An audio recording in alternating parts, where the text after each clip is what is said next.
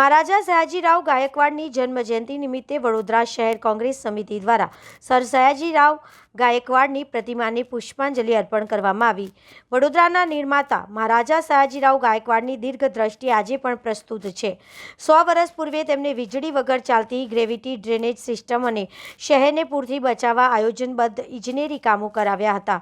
સયાજી બાગ જેવી 113 એકરની હરિયાળી ભેટ આપી હતી, પર્યાવરણની જાળવણી કરી હતી। જોકે વર્તમાનમાં ઐતિહાસિક વારસાની અવગણના થતાં વડોદરા પૂર જેવી સમસ્યાનો સામનો કરી રહ્યું છે। વિરોધ પક્ષનો આક્ષેપ છે કે મહારાજાએ સ્થાપેલી વ્યવસ્થાઓ જાળવવામાં આજનું તંત્ર નિષ્ફળ નીવડ્યું છે। ડૉક્ટર આંબેડકરને શિક્ષણ માટે પ્રોત્સાહિત કરનાર મહારાજાના લોક કલ્યાણકારી શાસનને આજે પણ વડોદરાવાસીઓ આદરપૂર્વક યાદ કરી રહ્યા છે। આજે ત્રીજા સર સયાજીરાવ ગાયકવાડની જન્મજયંતિ છે।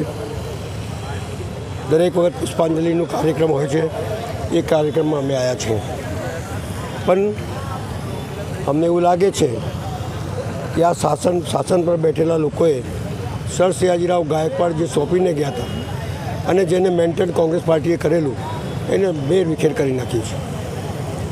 જે જગ્યા પર આપણે કર્યા છે સયાજી ગાર્ડન, બેટમાં 113 એકરનું ગાર્ડન આપેલું, આજે 90 એકર બી નથી। ક્યાં ગઈ એ જમીનો બધી ભાઈ? આપણો પેલેસ, મહારાજાનું પેલેસ, લક્ષ્મી વિલાસ પેલેસ, જેની સુંદરતા જાળવવાનું સત્તા પર બેઠેલા લોકોનું કામ છે, એ જાળવી શકતા નથી। ગ્રેવિટીથી પાણી લાવવું, જ્યારે પાણીની અછત પડી ત્યારે જે જમાનામાં એટલા એન્જિનિયરો હતા ત્યારે વગર વીજળીએ પાણી આ વડોદરા શહેરને કઈ રીતે મળે તેની વ્યવસ્થા કરી, અંડરગ્રાઉન્ડ ડ્રેનેજ લાઇન કરી, વડોદરાની રક્ષા થાય એટલે નવનાથ મંદિરો બનાવ્યા।